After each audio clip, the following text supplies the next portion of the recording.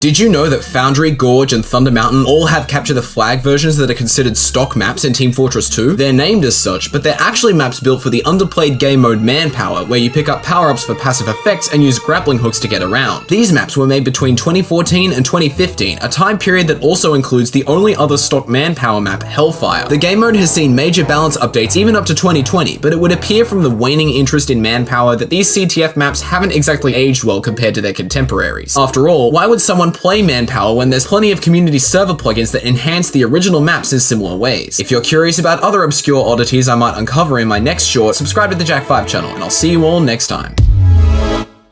Watergate was the first ever player destruction map for Team Fortress 2, first released in the 2015 Invasion update. The PD game mode involves killing players to collect pickups and taking them to a delivery point that activates from time to time. Watergate's pickups are beer bottles, and the goal is to make the pilots of a passing UFO drunk enough to crash into the mothership. This map is most known for its meme-worthy announcer, who calls out which team is busy depositing. We are in the beam! Surprisingly, there are unused voice lines for this announcer, including some for when a team has almost won. They almost made the UFO totally drunk! PD maps have continued to be released throughout TF2's life, perhaps due to the cultural icon Watergate was. If you're enjoying these info dumps and would like to see more incidental meme coverage, subscribe to the Jack 5 channel, and I'll see you all next time.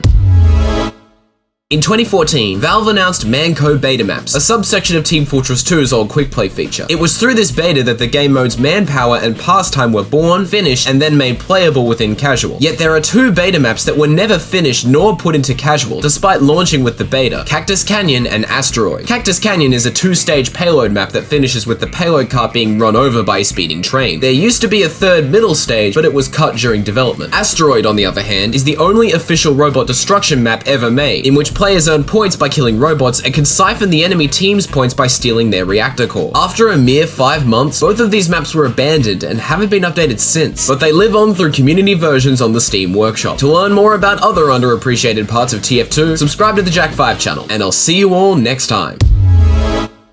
Casino City is a community man vs. machine map for TF2 created by Bigfoot Beto in 2018. As you fight the robot army, they carry in briefcases that contain casino chips, which can be gambled on games or used to buy bonuses in Spawn. The 4 games on offer are blackjack, pachinko, roulette, and slots, but for consistent winnings, I've found roulette is the best option. On the wheel, there are 4 colors arranged like so. Red and black are more likely than green, but white is the rarest of them all. The rewards for each are 8, 8, 16, and 32 chips respectively. Multiplying the chance of them occurring and half the rewards, the total number of spins they are worth together, green and white give double the chips spent on average, though green is twice as common as white. You want my advice? Gather as many casino chips as you can, and the next time you play roulette, go all in on green every time. If you're clawing for more trivia, just like gamblers are clawing at their bank accounts, subscribe to the Jack 5 channel, and I'll see you all next time.